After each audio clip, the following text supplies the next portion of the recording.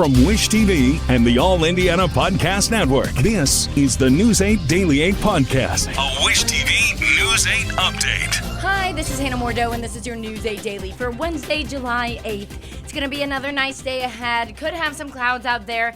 Mid to upper 80s is as hot as we get. The thing is, though, we might have some spotty afternoon storms, especially if you're in Bloomington or Columbus or south of there. So just be aware. Otherwise, though, should be a nice day ahead. Your day moves fast. Your news should too.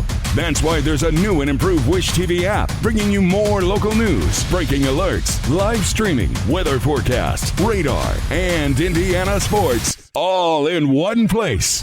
Customize your news feed to see the stories that matter most to you and get the information you need when you need it. Download the new and improved Wish TV app today on iOS or Android and take News 8 with you everywhere. Tensions are rising this morning in the war in Iran. Bahrain is sounding sirens for a third time today as Iran launches retaliatory attacks in reaction to the U.S. launching airstrikes. Iran has targeted both Bahrain and Kuwait today. This comes after U.S. Central Command says their forces started a new round of missile strikes against Iran last night in response to what the military calls Iran's clear violation of the ceasefire. The U.S. hit several military targets, including more than 60 small Iranian boats in and near the Strait of Hormuz. The U.S. has also revoked the Iran's ability to openly sell crude oil on the world market. American officials say that Iran recently attacked 3 commercial vessels going through the strait. Central Command calls this a clear and dangerous violation of the ceasefire and that it undermines freedom of navigation. This comes as peace talks were set to resume tomorrow after the days-long funeral for Iran's former supreme leader. Here in Indiana, a state senator is calling for barriers to be put up around retention ponds after the deaths of 2 Indianapolis children in the last few days. A 19-month-old died this week in Lawrence, and a 4-year-old was found dead near a creek bed over the weekend. State Senator J.D. Ford says local communities must speak up about keeping kids safe. This is really about asking, adults, neighborhoods, homeowners associations, apartment complexes, policymakers, what we all can do together to make these environments more safer. And so I understand that there's, a petition out there. I think that's a good start, for people to do. I think second to that is, reaching out to your state representative and to your state senator, to voice your concerns about, this type of issue. Ford has tried to introduce legislation mandating safety barriers around neighborhood retention ponds. He called for communities with children ages 1 to 4 to add a 4-foot-tall barrier. The proposal did not get a hearing, though, during the last legislative session. A proposal to add oversight to the Marion County Office of Public Health and Safety failed to gain enough support from the City County Council. This is after an audit raised questions about contract management, internal processes, and oversight. News 8's Malia Van Ostrin explains what supporters hope to accomplish and how the agency is responding. Monday night, the City County Council voted 18-6 against Proposal 190. The proposal was authored by Councilor Michael Paul Hart. He says he's shocked it didn't pass.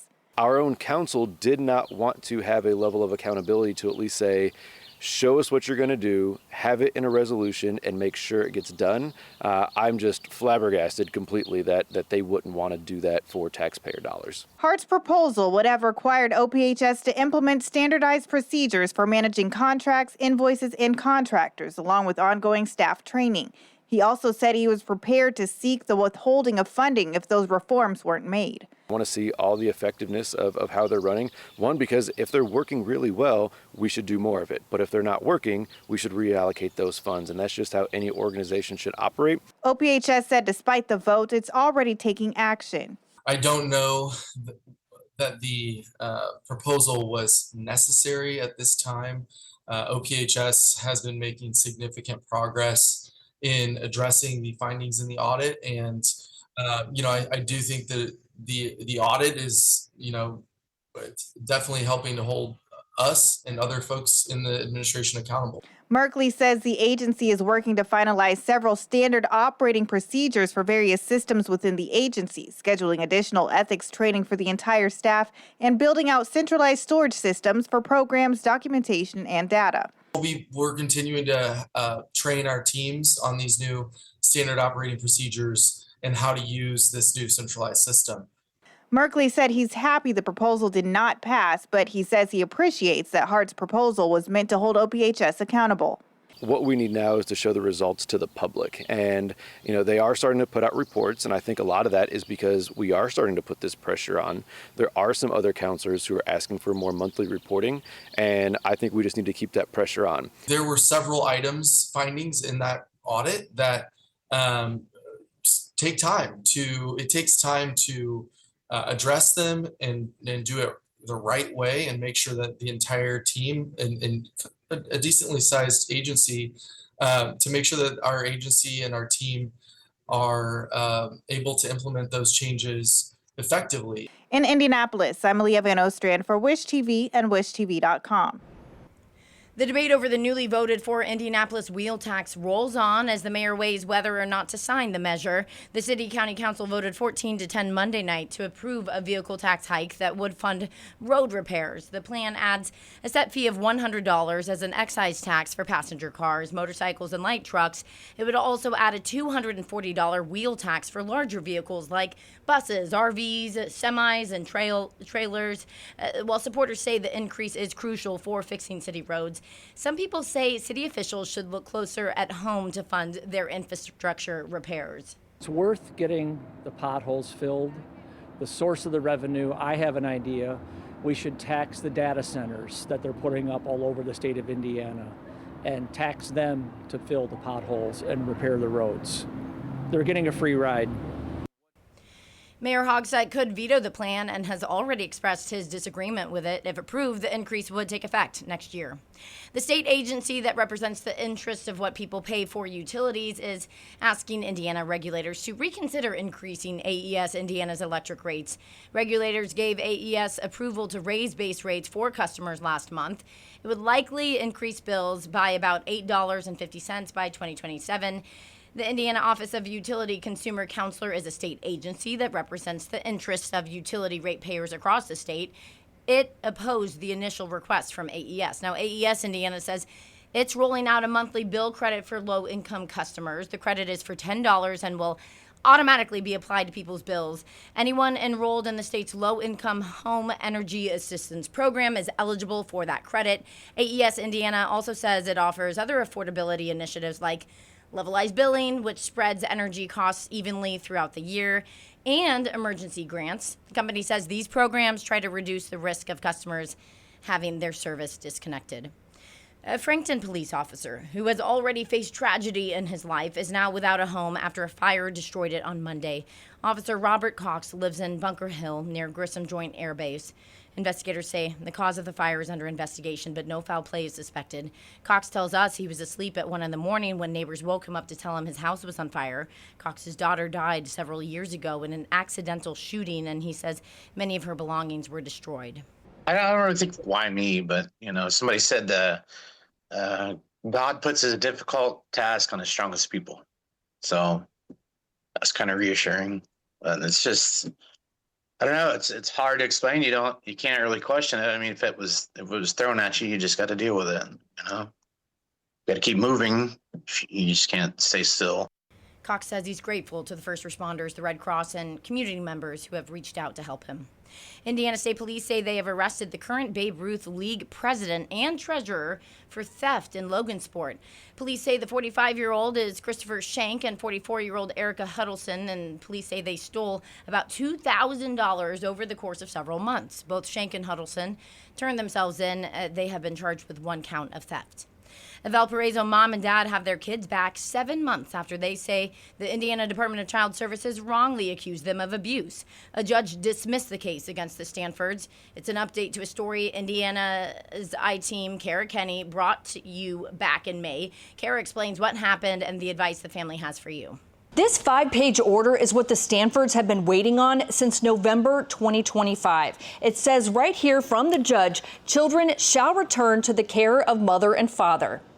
It's over. It's over. Amanda Denny, her husband Louis Stanford, and their kids Scarlett and baby Clara are all living under the same roof, the first time in 7 months. We're settling back into what should have been our reality, what should have never happened in the first place. What happened is DCS removed the girls from Amanda and Louis because they suspected the couple abused Clara. The baby had bleeding in both eyes. DCS paperwork from November noted believed to be trauma caused by shaking, hitting, blunt force. Amanda and Louis hired an attorney and experts who testified at hearings last month. They said despite Clara receiving vitamin K at birth, she had a deficiency which caused the bleeding. On June 30th, the judge issued an order saying the bulk of the evidence does not point to abuse. The judge also noted Clara had experienced issues with constipation as early as mid-October. Case dismissed. I said, so wait, we can go home now? Like, we get to go home now? Yeah. We, were robbed of 7.5 months of our children's lives. The Stanfords say they're not the only families wrongfully accused of abuse. We're going to be advocates for change in the system, because the system needs to be changed. The system is broken. It's so messed up that the system is so backwards that you're guilty until proven innocent. In our original story, DCS told us broadly, statute and case law guides how DCS determines when to remove a child from the care of a parent. DCS also says in general, they must receive authorization from a juvenile court to keep the child in custody if the child was removed under exigent circumstances. Somebody handed them a hammer and they kept looking for a nail. They kept looking for abuse. And you took the word of a child abuse pediatrician. The Stanfords brought their baby to a hospital seeking help and say what happened to them could happen to anyone. Their advice? Be cooperative, be as pleasant as you can be, but also don't stop fighting for your family. DCS declined to comment on the judge's decision to dismiss the Stanford case. I'm Kara Kenny with Indiana's I-Team. In Washington, D.C., officials have been draining the Lincoln Memorial reflecting pool since Sunday. Officials say they started to drain the pool after the 4th of July fireworks show. They say the pool may only need to be partially drained, and there was still water in it as of last night. The government says the new renovations could include removing fireworks debris and repairing what the administration is calling vandalism. This is the second time the reflecting pool has been drained in 3 months and comes after the pool was riddled with algae and after the Trump administration spent at least $14.8 million in renovating the memorial. Fever star Caitlin Clark could be back on the court tonight as the team takes on the Sparks in L.A. The Fever have won both of their games against the Sparks so far this season, and they hope to keep a 2-game winning streak alive today. The team says Caitlin Clark might play tonight. She's been out for the past 2 weeks with a back injury. She only missed 2 games, though, because the Fever had a short break. Here's what she had to say last night. Getting back into it, I would assume I'd be on a minutes restriction tomorrow. Still hopefully a little bit over 20 if I'm able to go, and I feel like I will be. Hopefully as practice goes well today, and just with it being a back-to-back, it's obviously kind of tough to get back into it, but then hopefully feel good after the game versus LA and then be available in Vegas and then feel pretty positive going from there once we get back home as well. But feeling great. Everything's been good up until this point and hopefully have another great day of practice and be ready for tomorrow. The game tonight in L.A. tips off at 10 p.m. our time. Sophie Cunningham made an appearance last night on James Corden's FIFA After Hours show. The guard has made a career out of draining shots, but during a series of mini games on Corden's show last night where Cunningham took shots of pickle juice between each game, she launched a free throw that just didn't even graze the rim. It could have been the pickle juice that threw her off her game. We're hoping she doesn't airball it tonight, and I don't think she will because she's pretty darn good. This has been your News 8 Daily from Wish TV. I'm Hannah Mordo. Watch us on Wish TV and WishTV.com. This is the News 8 Daily 8 podcast, a Wish TV News 8 update on demand. For even more, on demand and on the go, connect with Wish TV on Facebook at WishTV.com and on the free Wish TV mobile app.